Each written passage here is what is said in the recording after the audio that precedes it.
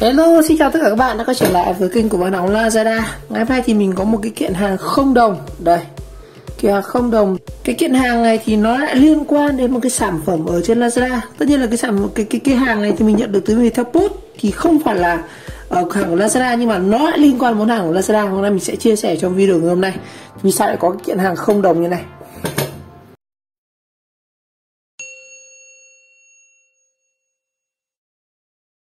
Rồi, nó liên quan đến cái kiện hàng này anh em. Mình nói tại sao nó không phải của Lazada mà nó lại liên quan đến Lazada. Nó liên quan đến kiện hàng này. Lần trước thì mình có làm video về một hộp về cái một cái máy mài góc chạy pin Voto. Máy mài Voto nhưng mà chạy pin của Makita. Nó chính là kiện hàng từ Lazada đây này, từ Lake Express đây này. Đây này, anh em xem nhá. Đó là cái máy khoan, máy gì? Đây, pin máy khoan này, 6000 mAh Makita này, máy mài góc 1 tấc Voto này, đó, mẫu 2020 này. Thì đây chính là cái kia kiện này. Kiện này là 765.000. Thì cái kiện hàng này khi trước mình mua thì mình cũng thực sự mình cũng rất là thắc mắc tại sao một cái máy mài góc nó giá cũng khá là lớn, nó gần triệu đồng mà phụ kiện chúng ta chỉ có là đây, nó chỉ có 3 cái này thôi. Đó, chính xác là có chỉ 3 cái này thôi. Mình có mua thêm một cái sạc pin nhưng mình đang rất rộng. Đây, cái máy mài góc đây. Chính là cái máy này. Đó. Thì đây mình cũng chia sẻ luôn anh em là thực ra thì rất nhiều shop họ bán cái thân máy không. Cái thân máy này tức là cái này. Cái thân máy tức là cái này, nó sẽ không có cái cục này, không có cục này, nó chỉ có một cái này thôi. Tuy nhiên thì mình xem có rất nhiều cái phản hồi, các cái feedback của khách hàng đã từng mua ở trên cái shop này. Thì mình thấy khi mà họ áp được cái sản phẩm này thì thường là shop này họ sẽ gửi một cái máy này, và kèm nó sẽ có một cái nắp chụp mà để che cái lưỡi này, một cái tay cầm ở đây và một cái để mở cái này.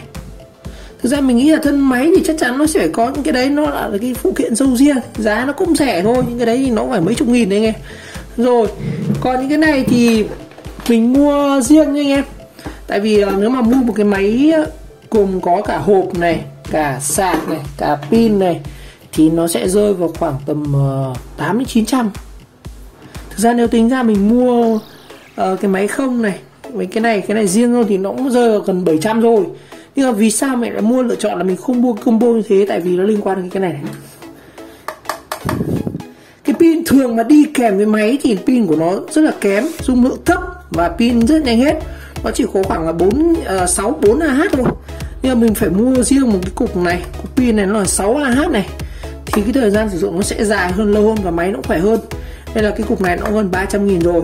Đây, anh em tính sơ sơ nhé. Mua cái máy không này đã 400 rồi này. Thân máy không là 430.000 rồi. Thì nếu mà mua cái cục pin này nó là 300, nó gần 700. Mình mua cái sạc này cũng phải 50.000, nó cũng phải rơi vào tầm 800. Đó. Nên mình quyết định là mua luôn cái này anh em. Không cần hộp, không cần cái râu ria đâu mà chắc chỉ dùng cục thôi. Rồi câu chuyện là chúng ta không có cái phụ kiện ở đây, nên mình đã đặt câu hỏi, mình đã hỏi cái shop đây, mình mua ở trên Lazada đây này. Đó, đợi đi khởi động nhá. Giỏ hàng này. Đây, mình mua ở cái shop có trong cái lô này mình mua đợt sale mùng 6 tháng 6 cũng cái hàng bị bách về cơ. Hàng nó nhôm anh em, mình trả về luôn.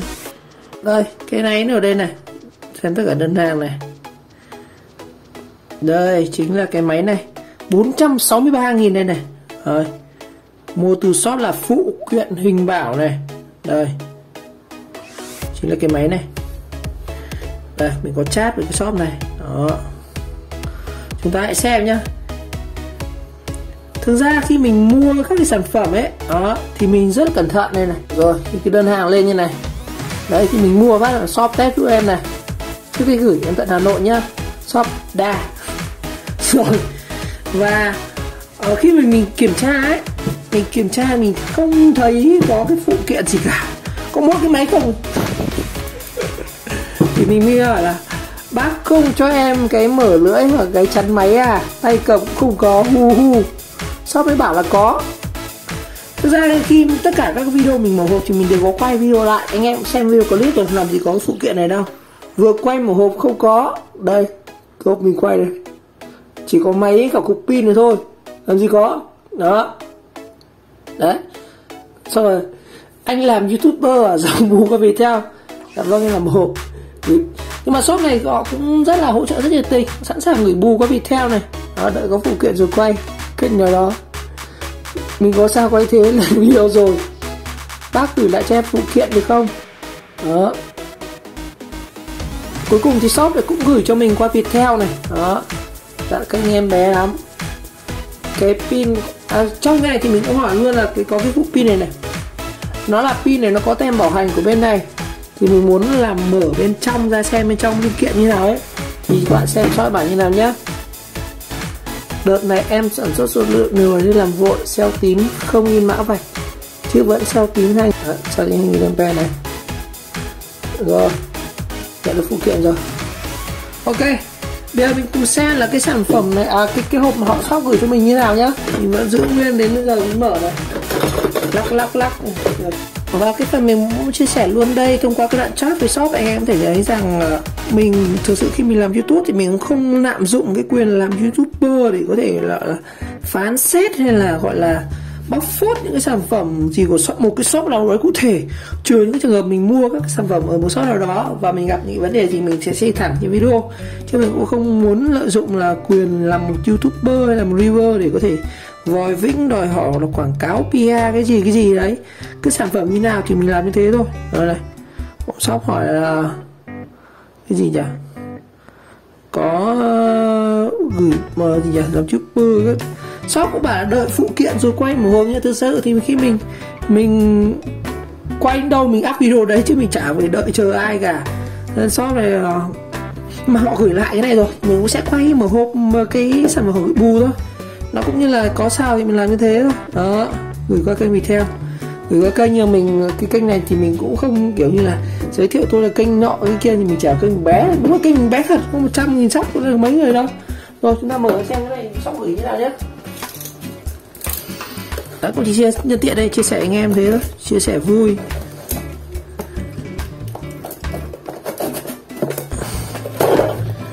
Rồi xem bên trong chúng ta sẽ có cái gì nào. Đây, cái phụ kiện của cái máy này chúng ta sẽ có là cái tay cầm này. Mấy cái món này quan trọng phết đấy ạ. Cái mở này, cái che mặt này. Đây, mấy cái này cũng quan trọng lắm. Đây, shop ôm gửi từ Đà Nẵng này. Đó, liên triểu từ Huỳnh Tấn Bảo luôn. Mình thì mình người nhận thì mình không mất tiền nhá, shop còn sẽ chỉ cướp nha anh em, yên tâm. Đó, quan trọng là mình biết có thiếu hay không, chứ lúc đầu mình cũng chả biết là có thiếu hay không anh em ạ. Rồi, đây ba cái này thì cái nào mình nghĩ rằng quan trọng này. Cái này để che cái máy này, ví dụ khi mình lắp cái mặt đá ở đây không có cái tấm này thì nó khi mà đá nó chất lượng kém, nó vỡ ra chẳng hạn, thì rất dễ nó đá vào mặt xảy ra tai nạn. Đó, đây cái này cắt thì chắc nó sẽ phải xoay ra đây, đây như này chứ, đây nó sẽ như này. Đây, hơi chéo chéo như này anh ạ. Đây, đây như này. Chúng ta khi mà chúng ta cắt thì chúng ta sẽ cái này nó che bảo vệ cho phần ấy. Mình siết lại cái này nó hơi lỏng anh ạ, siết lại một tí nó hơi lỏng.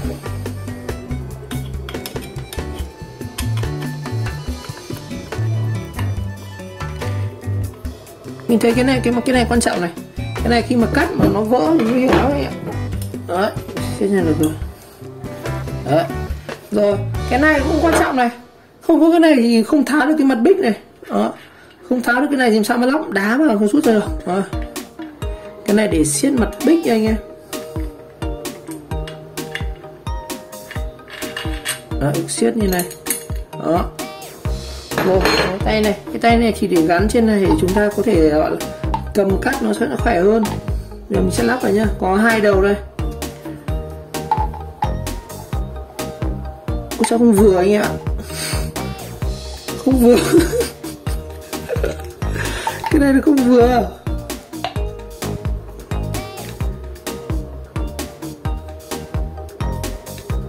Không vặn được ạ.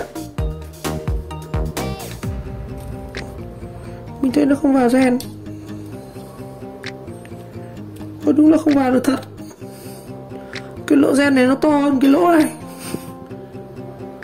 Cái này như là của cái thằng tôi chết rồi, hôm sau ông gửi vào người anh ạ. Cái này như là của cái máy khoan này, máy gì ấy, nó to hơn, không lắp được vừa. Ôi xong. Ông sau gửi cho tôi cái này sao tôi lắp được ông sau ơi. Không lắp vừa luôn này. Cái này thì vào đúng rang rồi, nhưng mà cái xe này nó to hơn của cái lỗ này thì làm sao mà ấy được. Cái ốc này như là của máy đục hay sao hay cái gì ấy, không phải của cái thằng này. Đây gửi cho mình 3 phụ kiện mà mình chỉ dùng có 2 thôi anh ạ. Shop này thôi tiện đây thì thử luôn cho anh em nhé. Mình sẽ lắp cái này vào. Pin thì lại bảo là pin đợt này là pin gì nhỉ, bận vội nên không là pin kiểu như lần trước rồi, tôi chết tôi chưa mua rồi. Mình mua shop này tại vì mình thấy ở trên YouTube có rất nhiều anh em review bảo là sản phẩm tốt dùng được, và ngay cả feedback thì cũng tốt nên mình cũng mua thôi. Này shop mình bảo này, cái pin này bảo 6 tháng nhé. Đây cũng Makita này, dán tiếc này. Thực ra cái này họ đóng lại thôi nhưng mà khoan thử nhá, cắt thử nhá. Từ tôi lắp lưỡi cho các ông xem nữa. Rồi đây mình sẽ lắp một cái đĩa trà nhám như này nhá.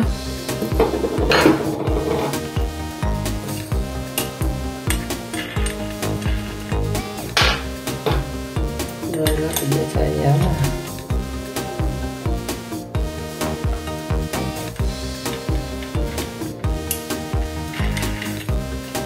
Đấy, không có cái này thì sao mà lắp được cái này, siết cái này vào được. Mình ấn vào đây.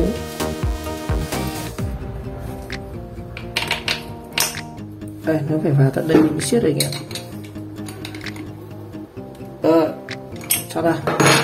Mình khoan, cái này nó có 3 cấp độ này, chậm, nhanh, trung bình, nhanh này.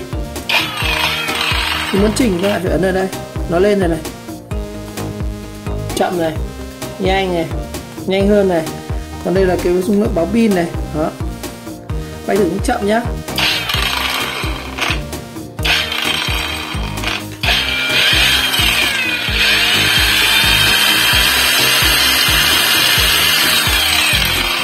Nó khá là khỏe chứ, nó khá là khỏe.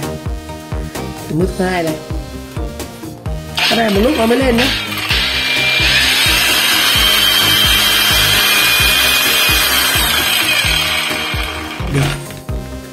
Hơi chơi rồi mình tiếp vào nước thứ 3 này. Hôm nào dỗ tôi sẽ làm bung cái này, đợt này bận quá.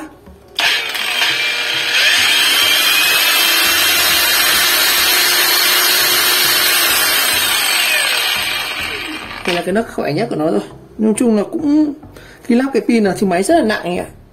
Cắt cái này có thể cắt mài được nhưng mà rất tiếc là bị, thứ nhất là bị thiếu và thứ hai gửi lại thì chả lắp được, cái này chả được ấy ạ.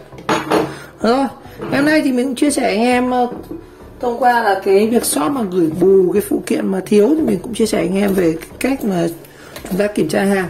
Thứ nhất là nếu các bạn chưa mua hàng của shop bao giờ thì mình có thể xem lại các cái feedback của mọi người và chúng ta đọc kỹ cái phần mô tả. Ở phần mô tả thì mình thấy cũng ghi chỉ cái thân máy thôi, nhưng mà mình hỏi lại shop thì bảo là có những phụ kiện đó thì mình cũng được shop gửi lại cái này, nhưng mà cũng rất tiếc là gửi lại nhưng chả dùng. Cái này mua chắc cũng phải mất 10.000 sao nhỉ. Rồi hôm nay chỉ chia sẻ vui vui, mở hộp cái vui vui vậy thôi. Một lần nữa cảm ơn các bạn đã theo dõi video clip, và nếu thấy video hay về nghĩa thì các bạn nhớ like, subscribe của kênh và chờ đón các video tiếp theo. Thời gian tới thì mình sẽ làm video chúng ta bung thử bên trong cái này và bung thử cái pin của thằng này nữa này. Quan trọng là cái pin thằng này, cái pin này 300.000 đấy, không, cái pin này bằng cả một cái máy này ạ. Máy này 400, pin này 300, cái pin đắt gần bằng cái thân máy. Thì không biết chất lượng pin là mình cầm đây thì thấy khá là nặng. Hy vọng các bạn sẽ chờ đón các video tiếp theo. Xin chào lại nhé.